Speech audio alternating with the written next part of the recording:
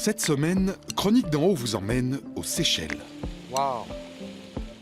Et non, c'est une blague. Nous sommes en réalité dans les Hautes-Alpes, où nous allons descendre les eaux tumultueuses de la Durance. Là, je fais rien? T'es sûr? Stop. Freine un grand coup. En raft, nous allons rejoindre le lac de Serponçon, sa petite chapelle Saint-Michel et sur les hauteurs, l'abbaye de Bosconan. C'est là que j'ai fait mes premières randonnées en famille, vers le pic de Morgon. Je me souviens que le chien de mon père était parti après une marmotte. Bah tiens, regarde, il n'y en a pas une là? Ah bah c'est elle. Ouais, ça doit être elle, 40 ans après. 42 ans, dis donc.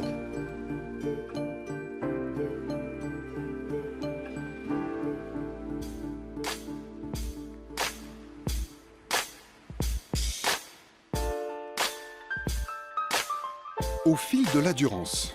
Ok, le titre est un peu bateau. Mais ça tombe bien parce que justement du bateau, on va en faire. En version pneumatique pour commencer, sur un petit raft pour 2 personnes. Un truc pépère d'après Vincent, le moniteur. Parfaitement accessible aux débutants, en tout cas pour moi, c'est une première. La Haute-Durance prend sa source au col du Mont-Genèvre et file vers Briançon. Sur son parcours, de nombreux affluents comme le Guil la rejoignent. Au pied des falaises de Mont-Dauphin-Guillestre, c'est là que je vais faire mon baptême du raft. Et l'équipe de tournage en rigole d'avance, je vais devoir me mettre tout nu et il n'y a pas de vestiaire. Non, s'il vous plaît, je... Oh! Alors, Voilà. Ah, il y avait un oiseau, un gros oiseau, hein. Un truc...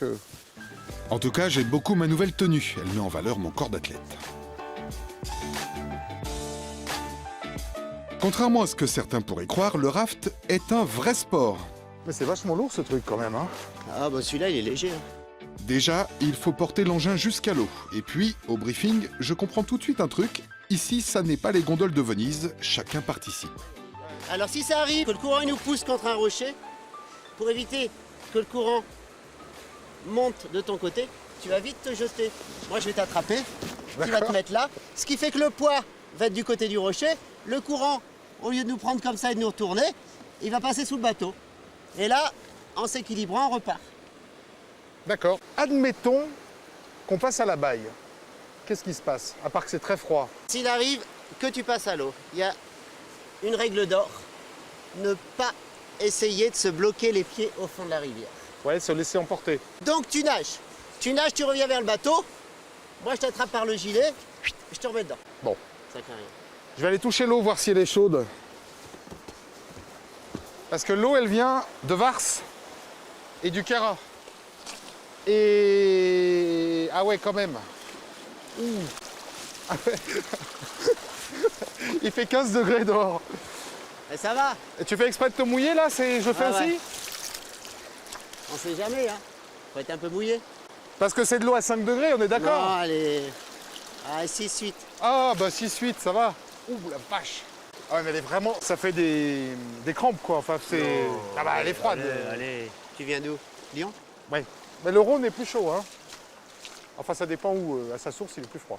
Tu peux caler ton pied là-dedans. Allez, vas-y, en avant. Et allez, c'est parti. Regarde, là-bas, il y a des vagues. Ouais, On va s'arranger pour aller en plein milieu, là où il y a les vagues. d'accord. Faut anticiper, hein.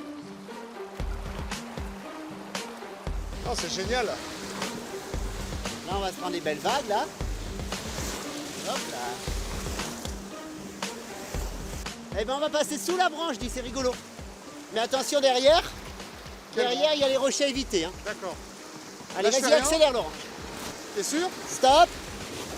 Freine un grand coup. Voilà, et là, attention, parce que le courant nous emmène sur le rocher de gauche. Alors, Donc, on faut accélère. anticiper et Ouais, accélérer de on l'autre accélère côté. tous les deux. On est plus sur la masse d'eau qui va sur le rocher, mais il faut éviter le suivant. Alors, Parce que là-bas, il va falloir passer à droite du rocher. donc j'accélère. Voilà, pas trop. On est vraiment, regarde, quand tu regardes l'eau, là, la masse d'eau. Ah ouais, elle nous emmène Et là, là-bas. par contre, on va passer à droite du petit caillou, donc on accélère tous les deux. Ah, Eh, quelle facilité. Bon, t'as tout compris, hein. ça se Sympa, conduit. hein? Oui, en Ah, fait, mais- c'est quand t'as compris qu'on Ça- était ça en se train fait de... tout en dérapage. Oui, oui, c'est ça, c'est des dérapages, il faut anticiper les coups, là, un peu attends. comme en voiture sur la neige, mine de rien. Ah bah oui. Exactement Oui, tout à le même fait. principe. Tout à fait. C'est magnifique là, la falaise avec Mont-Dauphin au-dessus. le fort de Mont-Dauphin. Cité construite par Vauban, qui était une Voilà. garnison et qui aujourd'hui est un village habité Voilà. toute l'année par des gens qui ne sont pas des militaires.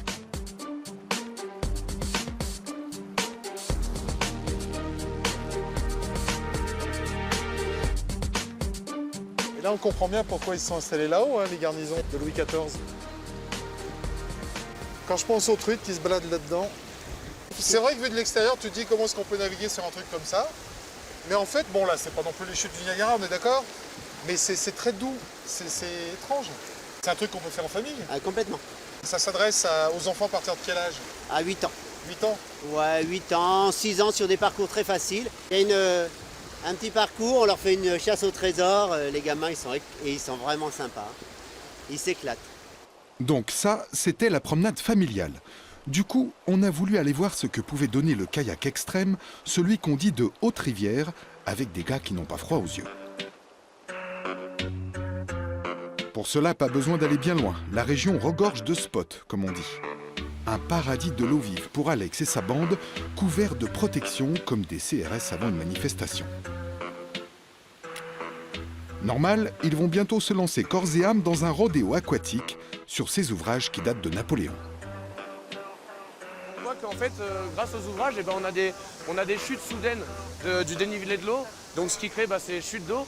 Et donc nous, ce qui nous fait plaisir, en fait, c'est de réussir à parcourir ça. Donc on vient, on regarde si c'est faisable, on mesure le fond, et puis si on estime que c'est faisable, alors on y va, on se balance dessus avec les copains, dans un risque toujours maîtrisé. On n'est pas obligé de le faire, si on se sent, on y va, si on se sent pas, on n'y va pas. Aujourd'hui, on est chaud, tout se passe bien, donc on en profite. Ouais! Oh, dur! Hey!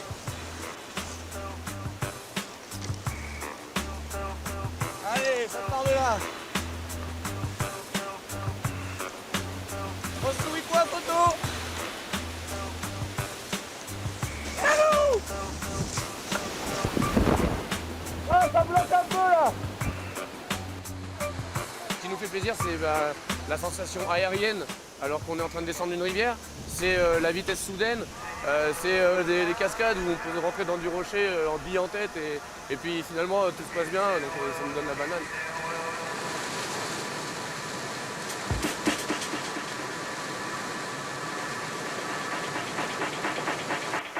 Joli!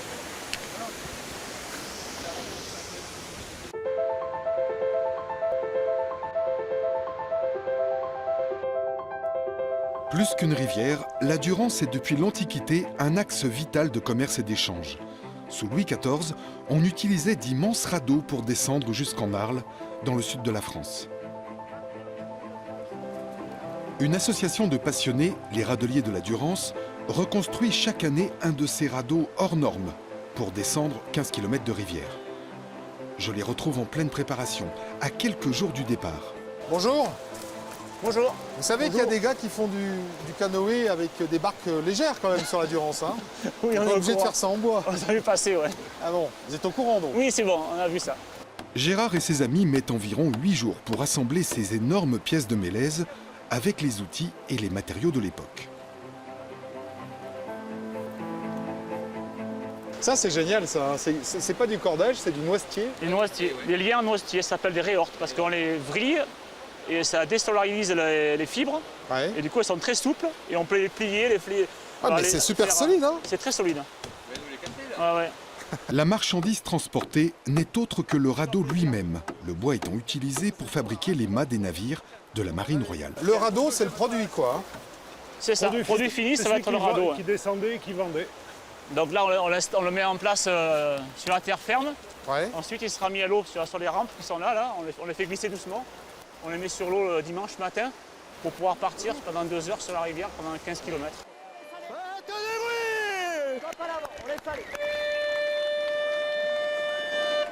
Adieu public aimé.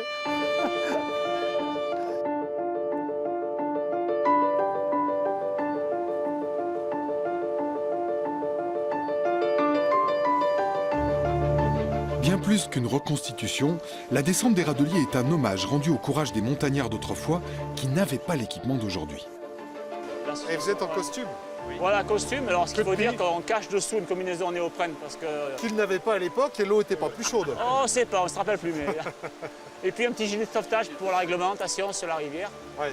Voilà, au cas où. Il y a déjà eu des chutes, il y en aura encore malheureusement. Et dans l'histoire des râteliers de l'époque, il y a eu des drames? Beaucoup, oui. Beaucoup? Il y a des archives qui démontrent qu'il y a eu beaucoup de drames. Ouais. Et les gens passaient à l'eau, quoi. Mourait, hein. Ah ouais. Ah oui, ils y restaient. Hein. C'était un métier très très difficile Passer et sous très le radeau. risqué. Quoi. Ouais. Mais de toute façon, ils faisaient la descente avec leur costume normal, donc c'est-à-dire velours, Ouais, et puis l'eau, Grosse elle était à veste. 8 pareil. Hein. grosse veste en lainage. Ouais. Ils ne savaient pas nager, comme tout haut alpin qui se respecte. Et puis il peut y avoir un expérimenté qui avait déjà fait la descente et 2 ou 3 gars qui étaient débutants complets et qui allaient un petit peu... Donc les gars descendaient avec le bois, ensuite le bois était vendu et ils remontaient À pied. À pied.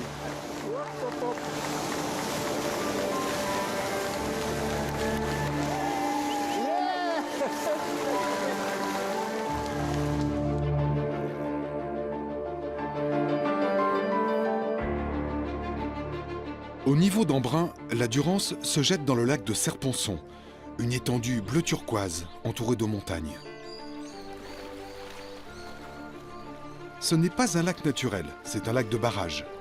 Et face à un tel paysage, il est difficile de s'imaginer à quoi pouvait ressembler la vallée de la Durance autrefois.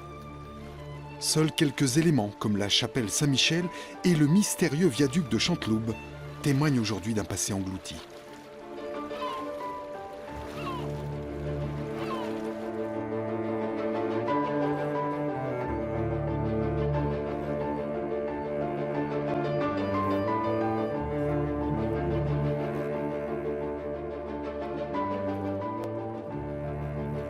Bon bah là, je crois que je vais pas pouvoir aller plus loin.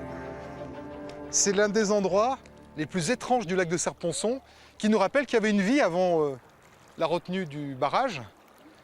C'est un viaduc en fait qui s'enfonce dans les eaux de la Durance et qui n'a pas été détruit. Alors aujourd'hui, quand le lac est complètement plein, on arrive à passer en bateau par-dessus ce viaduc qu'on voit en transparence. C'est totalement surréaliste.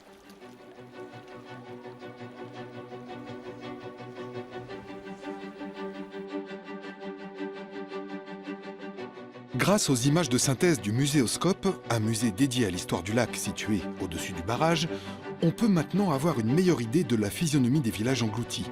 Savines, Île de Rousset, Ubaye. À partir de 1955, leurs habitants seront expropriés et leurs maisons détruites.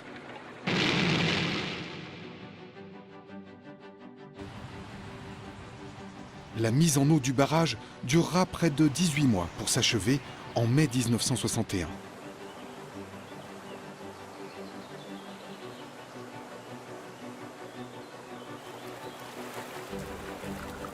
Le visage de la région est alors totalement transformé, ainsi que son économie.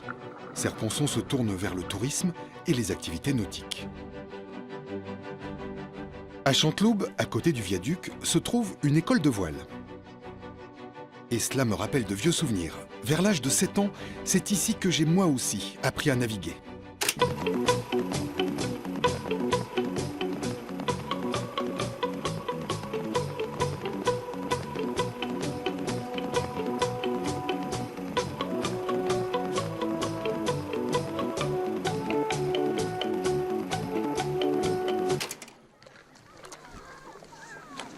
Ça, c'est des souvenirs de gamins ici. Alors je ne résiste pas à l'envie de reprendre la barre, avec un moniteur tout de même. Et c'est Pierre qui s'y colle. Voilà. Ce qu'il y a de bien, c'est que c'est pas froid. Tu me dis ce qu'il faut que je fasse parce que j'en ai pas fait depuis à peu près 40 ans. Bon, mais c'est pas beaucoup, ça se perd pas comme le Ah, vélo. ça, c'est pas comme le vélo. T'inquiète pas. On va mettre le vélo, le vélo, le bateau à l'eau.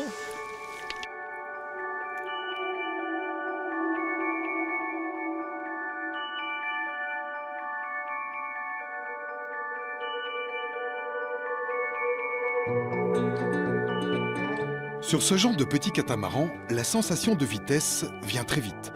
Et je retrouve avec bonheur les joies de la glisse nautique.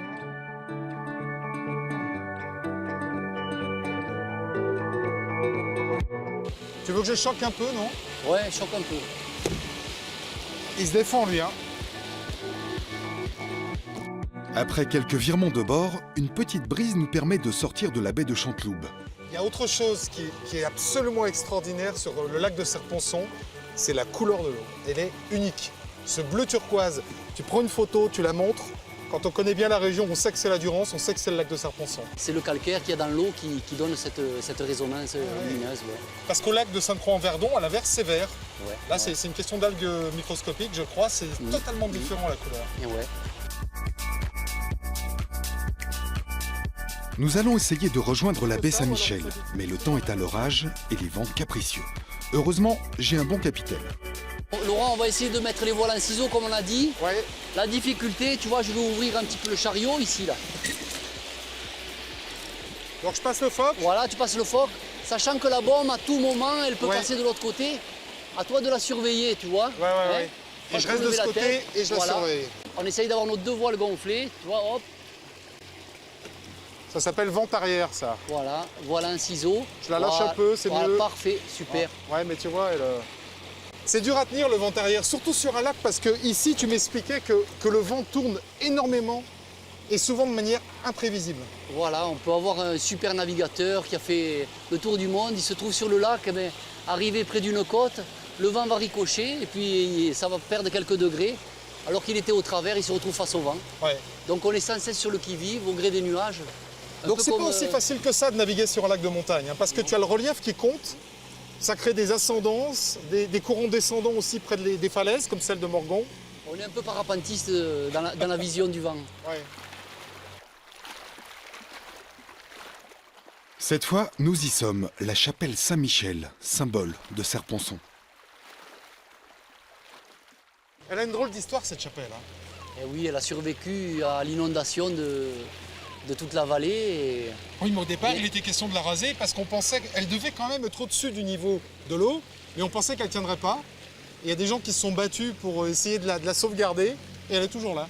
eh oui. Aujourd'hui, c'est le temple des goélands.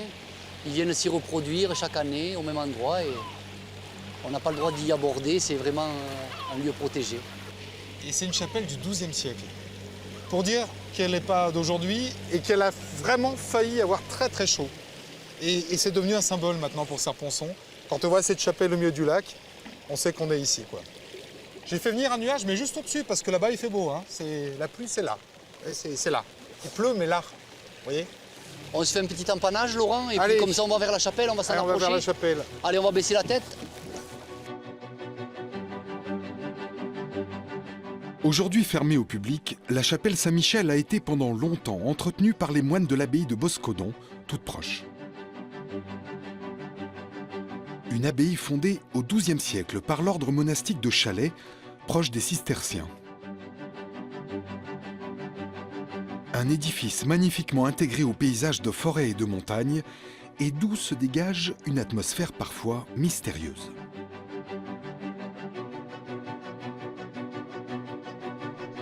Pour les visiteurs, Sophie décrypte ce que cachent les vieilles pierres. Ici, les maîtres bâtisseurs se sont basés sur les proportions du corps humain, considérées comme divines. Si on regarde bien, si on s'allongeait dans le même sens que l'église, avec le chevet pour la tête, les bras du transept pour les bras et la nef pour les jambes, on a une proportion parfaitement identique à celle de l'homme. Donc nous sommes dans un homme de pierre porté à des proportions multiples. Ici, ce qu'on a voulu dans cette église, c'est le dialogue avec Dieu.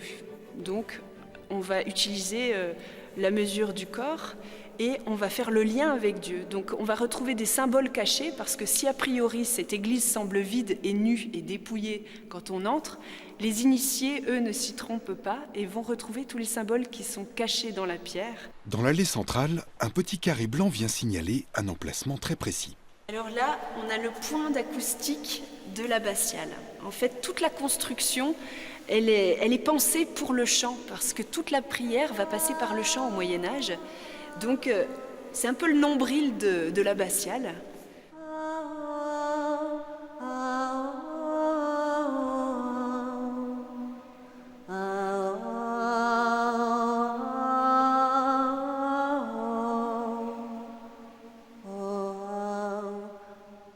Le moine va prier, va chanter.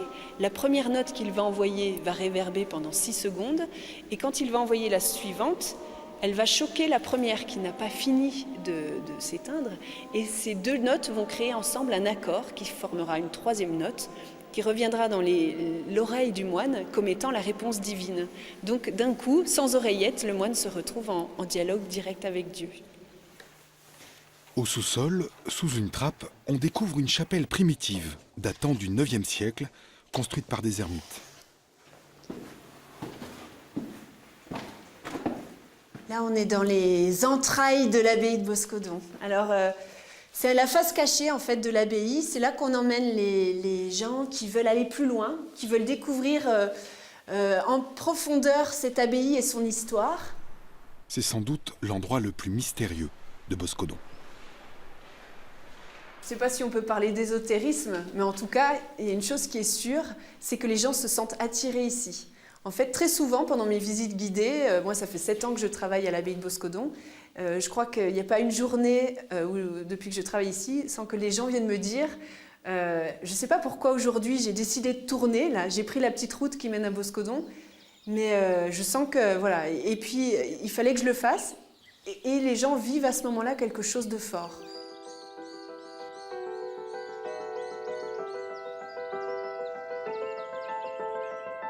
Juste au-dessus de l'abbaye démarre une randonnée qui me tient particulièrement à cœur, le pic de Morgon.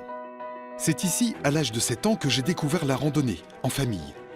Mon père en avait fait des films Super 8.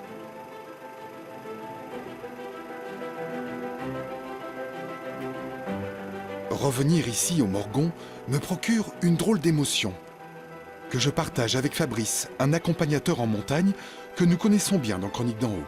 Bon, du coup, il y a 40 ans, alors, t'avais quel âge? T'avais déjà 20 ans ou... Il y a 40 ans, non, j'avais 7 ans. Ah, je t'imagine bien en petite culotte Exactement. de randonnée.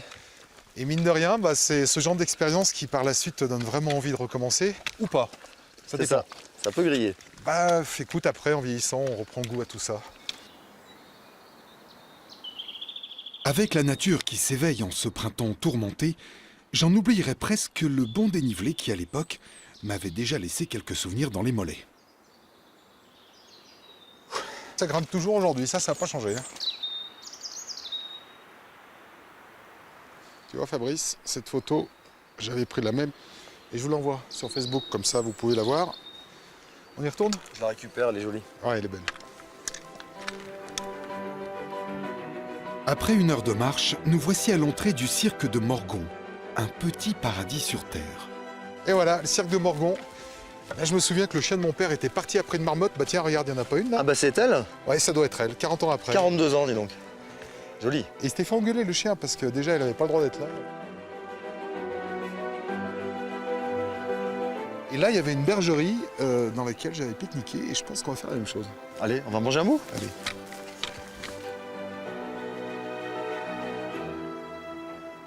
Je me souviens pas par contre qu'il y avait le parc de comptage. Ouais. Ah oui. Parc de soins, quoi. Ouais, il devrait en avoir un, forcément. Hein. Bah, Il est joli en vieille planche comme ça. Ouais. C'est la petite maison dans la prairie. C'est vraiment ça. Allez, Charles Ingalls, on y va. On va être bien là. Dis-moi finalement, en 40 ans, s'il y a bien un sport qui n'a pas beaucoup changé, c'est la rando, parce qu'il faut toujours une paire de chaussures et puis une paire de cuisses, et puis voilà. Oui, puis une bonne envie aussi. Une bonne envie, et ça motivation. a peut-être changé. C'est ça qu'il faut remotiver, ouais, peut-être. Tu veux regarder un peu? Ouais. Allez, je te sors ça. Alors pour remotiver les jeunes, Fabrice n'hésite pas à utiliser des moyens modernes et technologiques. Par exemple, une application smartphone qui reconnaît les plantes. On va prendre une petite photo, par exemple. Ah là, quand même, ça m'épate si ça marche. Hein. Bon, il faut du réseau en même temps, il n'y en a pas partout. Hein. Mais là, il y en a. On fait expérience? Allez, vas-y.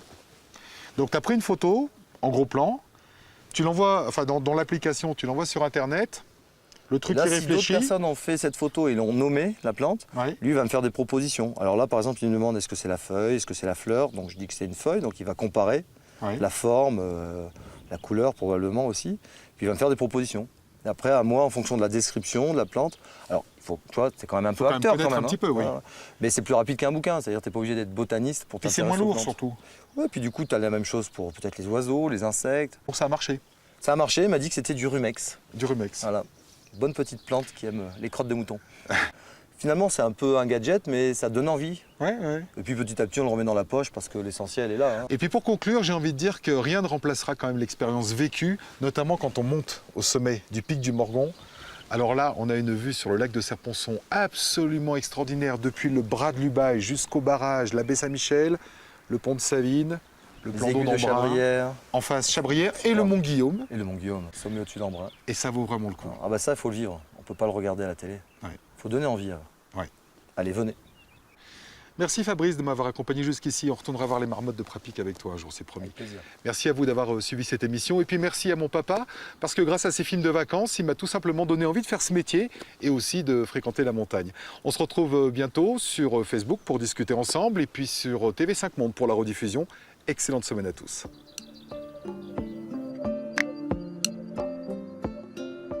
Maintenant, je sais pourquoi on retrouve des épinards sauvages à côté des moutons. Exactement. Il paraît que ça se mange en plus. Ça se mange, bien sûr.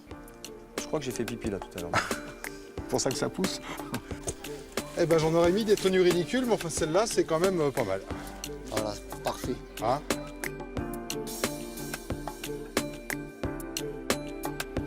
Non mais là je vais pas arriver à respirer là. Enfin je vais éclater le truc, non? Ah, on va prendre XL, non mais là t'arrêtes de tourner, ça c'est entre nous. XL. Oh ça va, hein? C'est la tartine.